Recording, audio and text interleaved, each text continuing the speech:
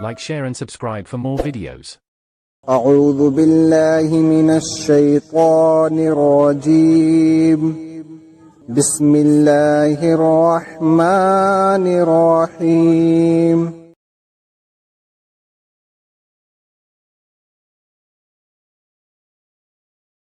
بندوں کے حقوق۔ ایک طرف شریعت نے انسان کو اپنے نفس اور اپنے جسم کے حقوق ادا کرنے کا حکم دیا ہے، تو دوسری طرف یہ قید لگا دی ہے کہ ان حقوق کو ادا کرنے میں وہ کوئی ایسا طریقہ نہ اختیار کرے جس سے دوسرے لوگوں کے حقوق متاثر ہوں، کیونکہ اس طرح اپنی خواہشات اور ضرورتیں پوری کرنے سے انسان کا اپنا نفس بھی گندا ہوتا ہے اور دوسروں کو بھی طرح طرح کے نقصانات پہنچتے ہیں۔ چنانچہ شریعت نے چوری، لوٹ مار، رشوت، خیانت، سود خوری اور جال سازی کو حرام کیا ہے، کیونکہ ان ذرائع سے انسان جو کچھ بھی فائدہ اٹھاتا ہے وہ دراصل دوسروں کے نقصان سے حاصل ہوتا ہے۔ جھوٹ، غیبت، چغل خوری اور بہتان تراشی کو بھی حرام کیا ہے، کیونکہ یہ سب افعال دوسروں کے لیے نقصان رساں ہیں۔ جوئے، سٹے اور لاٹری کو بھی حرام کیا ہے، کیونکہ اس میں ایک شخص کا فائدہ ہزاروں آدمیوں کے نقصان پر مبنی ہوتا ہے۔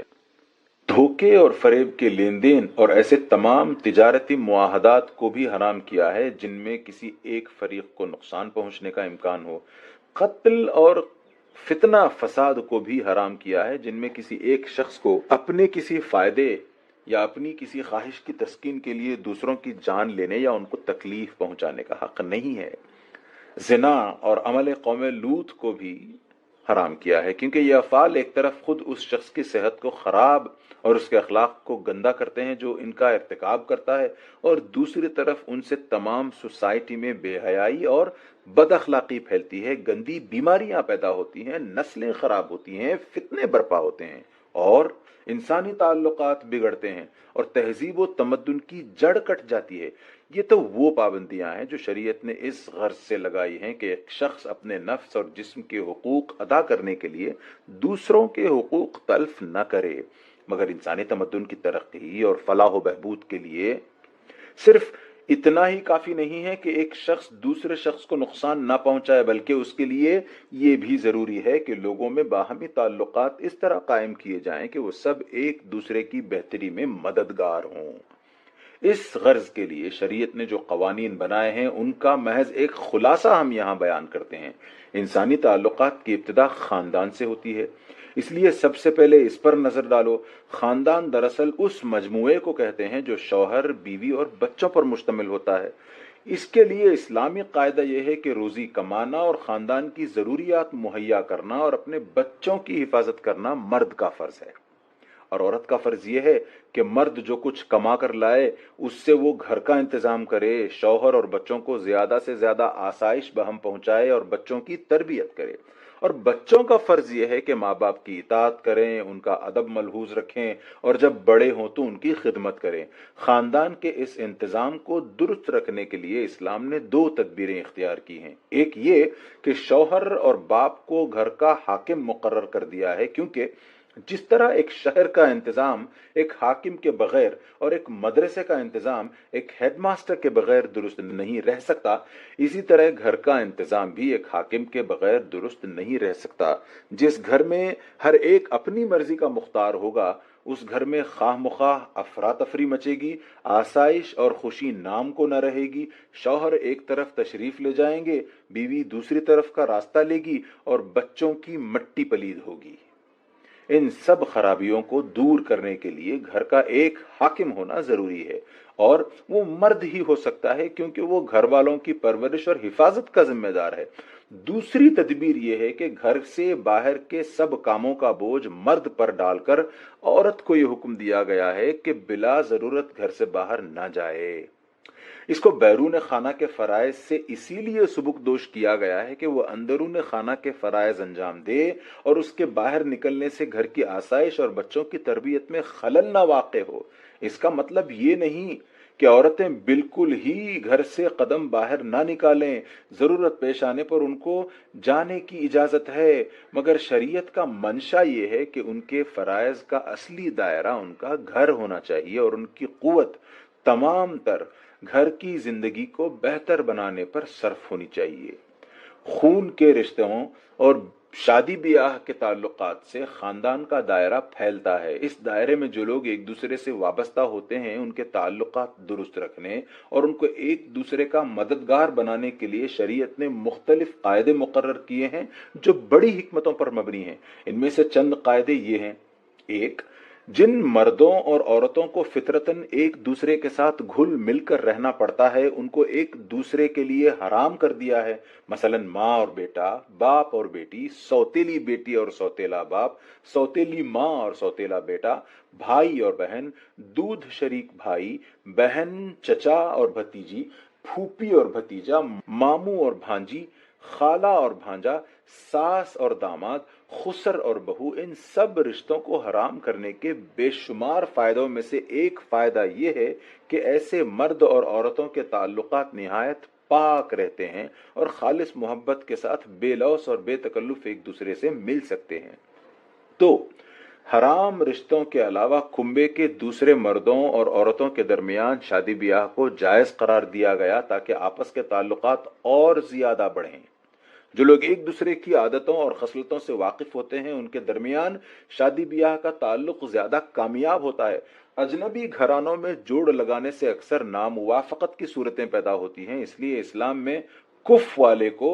غیر کف پر ترجیح دی گئی ہے۔ تین، کنبے میں غریب، امیر، خوشحال اور بدحال سبھی قسم کے لوگ ہوتے ہیں۔ اسلام کا حکم یہ ہے کہ ہر شخص پر سب سے زیادہ حق اس کے رشتہ داروں کا ہے۔ اس کا نام شریعت میں صلہ رحمی ہے جس کی بہت تاکید کی گئی ہے۔ رشتہ داروں سے بے وفائی کرنے کو قطع رحمی کہتے ہیں اور یہ اسلام میں بہت بڑا گناہ ہے۔ کوئی قرابت ہو یا اس پر کوئی مصیبت آئے تو خوشحال عزیزوں کا فرض ہے کہ اس کی مدد کریں۔ صدقہ و خیرات میں بھی خاص طور پر رشتہ داروں کے حق کو زیادہ ترجیح دی گئی ہے۔ چار، وراثت کا قانون بھی اس طرح بنایا گیا ہے کہ جو شخص کچھ مال چھوڑ کر مرے، خواہ کم ہو یا زیادہ، بہرحال وہ ایک جگہ سمٹ کر نہ رہ جائے بلکہ اس کے رشتہ داروں کو تھوڑا یا بہت حصہ پہنچ جائے۔ بیٹا، بیٹی، بیوی، شوہر، ماں، باپ، بھائی، بہن انسان کے سب سے زیادہ قریبی حقدار ہیں، اس لیے وراثت میں پہلے انہی کے حصے مقرر کیے گئے ہیں۔ یہ اگر نہ ہو تو ان کے بعد جو رشتہ دار قریب تر ہوں ان کو حصہ پہنچتا ہے، اور اس طرح ایک شخص کے مرنے کے بعد اس کی چھوڑی ہوئی دولت بہت سے عزیزوں کے کام آتی ہے۔ اسلام کا یہ قانون دنیا میں بے نظیر قانون ہے اور اب دوسری قومیں بھی اس کی نقل کر رہی ہیں، مگر افسوس کہ مسلمان اپنی جہالت اور نادانی کی وجہ سے اکثر اس قانون کی خلاف ورزی کرنے لگے ہیں۔ خصوصاً لڑکیوں کا حصہ نہ دینے کی رسم پاکستان اور ہندوستان کے مسلمانوں میں بہت پھیلی ہوئی ہے، حالانکہ یہ بہت بڑا ظلم ہے اور قرآن کے صریح احکام کی مخالفت ہے۔ خاندان کے بعد انسان کے تعلقات اپنے دوستوں، ہمسایوں، اہل محلہ، اہل شہر اور ان لوگوں کے ساتھ ہوتے ہیں جن سے اس کو کسی نہ کسی طرح کے معاملات پیش آتے ہیں۔ اسلام کا حکم یہ ہے کہ ان سب کے ساتھ راست بازی، انصاف اور حسن اخلاق برتو، ایک دوسرے کی مدد کرو، بیماروں کی عیادت کے لیے جاؤ، کوئی مر جائے تو اس کے جنازے میں شریک ہو، کسی پر مصیبت آئے تو اس سے ہمدردی کرو، جو غریب، محتاج، معذور لوگ ہوں ان کو ڈھانک چھپا کر مدد کرو، یتیموں اور بیواؤں کی خبر گیری کرو، بھوکوں کو کھانا کھلاؤ، ننگوں کو کپڑے پہناؤ، بیکاروں کو کام پر لگانے میں مدد دو۔ اگر تم کو اللہ نے دولت دی ہے تو اس کو صرف اپنے عیش و آرام میں نہ اڑا دو۔ چاندی اور سونے کے برتن استعمال کرنا اور ریشمی لباس پہننا اور اپنے روپے کو فضول تفریحوں، آسائشوں میں ضائع کرنا اسی لیے اسلام میں ممنوع ہے کہ جو دولت ہزاروں بندگان خدا کو رزق بہم پہنچا سکتی ہے اسے کوئی شخص صرف اپنے ہی اوپر خرچ نہ کر دے۔ یہ ایک ظلم ہے کہ جس روپے سے بہتوں کے پیٹ پل سکتے ہوں وہ محض ایک زیور کی شکل میں تمہارے پر لٹکا رہے، یا ایک برتن کی شکل میں تمہاری میز پر سجا کرے، یا ایک قالین بنا ہوا تمہارے کمرے میں پڑا رہے، یا آتش بازی بن کر آگ میں جل جائے۔ اسلام تم سے تمہاری دولت چھیننا نہیں چاہتا۔ جو کچھ تم نے کمایا ہے یا ورثے میں پایا ہے اس کے وارث تم ہی ہو۔ وہ تمہیں اس بات کا پورا حق دیتا ہے کہ اپنی دولت سے لطف اٹھاؤ اور اس کو وہ جائز بھی رکھتا ہے کہ جو نعمت اللہ نے تم کو دی ہے اس کا اثر تمہارے لباس اور مکان اور سواری میں ظاہر ہو، مگر اس کی تعلیم کا مقصد یہ ہے کہ تم ایک سادہ اور معتدل زندگی اختیار کرو، اپنی ضرورتوں کو حد سے نہ بڑھاؤ اور اپنے نفس کے ساتھ اپنے عزیزوں، دوستوں، ہمسایوں، اہل قوم اور اہل ملک اور عام انسانوں کے حقوق کا بھی خیال رکھو۔ ان چھوٹے دائروں سے نکل کر اب بڑے دائرے پر نظر ڈالو جو تمام دنیا کے مسلمانوں پر حاوی ہے۔ اس دائرے میں اسلام نے ایسے قوانین اور ضابطے مقرر کیے ہیں جن سے مسلمان ایک دوسرے کی بھلائی میں مددگار ہوں اور برائیاں رونما ہونے کی صورتیں جہاں تک ممکن ہو پیدا ہی نہ ہونے دی جائیں۔ مثال کے طور پر ان میں سے چند کی طرف ہم یہاں اشارہ کرتے ہیں۔ ایک، قومی اخلاق کی حفاظت کے لیے یہ قاعدہ مقرر کیا گیا ہے کہ جن عورتوں اور مردوں کے درمیان حرام رشتے ہیں وہ ایک دوسرے سے آزادانہ میل جول نہ رکھیں۔ عورتوں کی سوسائٹی الگ رہے اور مردوں کی الگ۔ عورتیں زیادہ تر خانگی زندگی کے فرائض کی طرف متوجہ رہیں۔ اگر ضرورتاً باہر نکلیں تو بناؤ سنگھار کے ساتھ نہ نکلیں۔ سادہ کپڑے پہن کر آئیں، جسم کو اچھی طرح ڈھانکیں۔ چہرہ اور ہاتھ اگر کھولنے کی شدید ضرورت نہ ہو تو ان کو بھی چھپائیں، اور اگر واقعی کوئی ضرورت پیش آ جائے تو صرف اس کو پورا کرنے کے لیے ہاتھ منہ کھولیں۔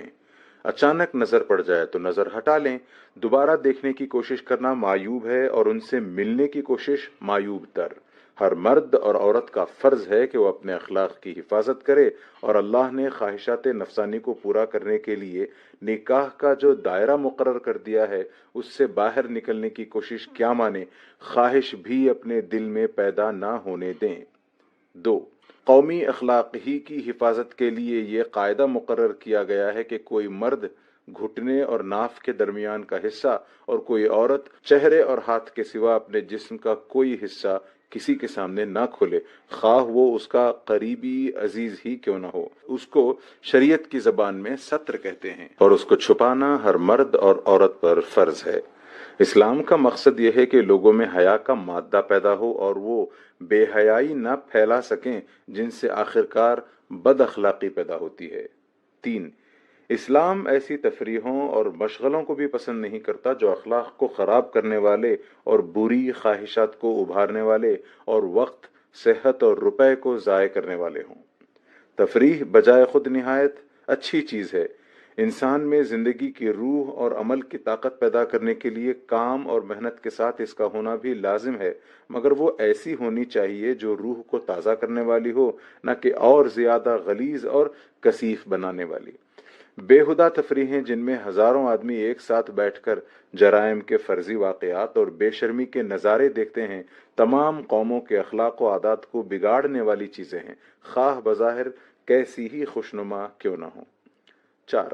قومی اتحاد اور فلاح و بہبود کے لیے مسلمانوں کو تاکید کی گئی ہے کہ آپس کی مخالفت سے بچیں، فرقہ بندی سے پرہیز کریں، کسی معاملے میں اختلاف رائے ہو تو نیک نیتی کے ساتھ قرآن اور حدیث سے اس کا فیصلہ کرنے کی کوشش کریں، اگر تصفیہ نہ ہو سکے تو آپس میں لڑنے کی بجائے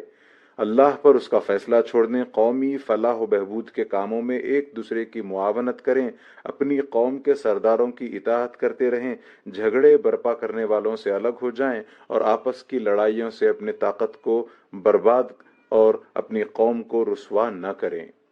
5، مسلمانوں کو غیر مسلم قوموں سے علوم و فنون حاصل کرنے اور ان کے کارآمد طریقے سیکھنے کی پوری اجازت ہے، مگر زندگی میں ان کی نقالی کرنے سے روک دیا گیا ہے۔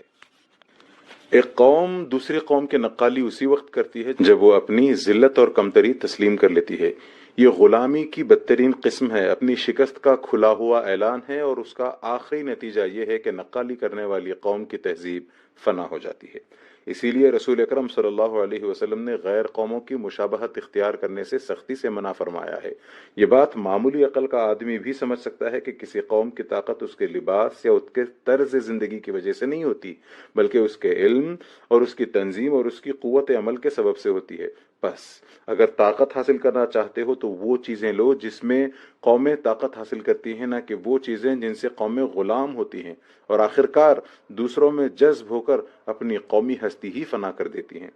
غیر مسلموں کے ساتھ برتاؤ کرنے میں مسلمانوں کو تعصب اور تنگ نظری کی تعلیم نہیں دی گئی ہے۔ ان کے بزرگوں کو برا کہنے یا ان کے مذہب کی توہین کرنے سے منع کیا گیا ہے، ان سے خود جھگڑا نکالنے سے بھی روکا گیا ہے، اور اگر وہ ہمارے ساتھ صلح اور آشتی رکھیں اور ہمارے حقوق پر دست درازی نہ کرے تو ہم کو بھی ان کے ساتھ صلح رکھنے اور دوستی کا برتاؤ کرنے اور انصاف کے ساتھ پیش آنے کی تعلیم دی گئی ہے۔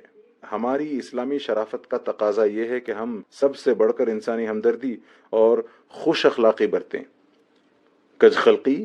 اور ظلم اور تنگ دلی مسلمان کی شان سے بعید ہے۔ مسلمان دنیا میں اس لیے پیدا کیا گیا ہے کہ حسن اخلاق اور شرافت اور نیکی کا بہترین نمونہ بنے اور اپنے اصولوں سے دلوں کی تسخیر کرے۔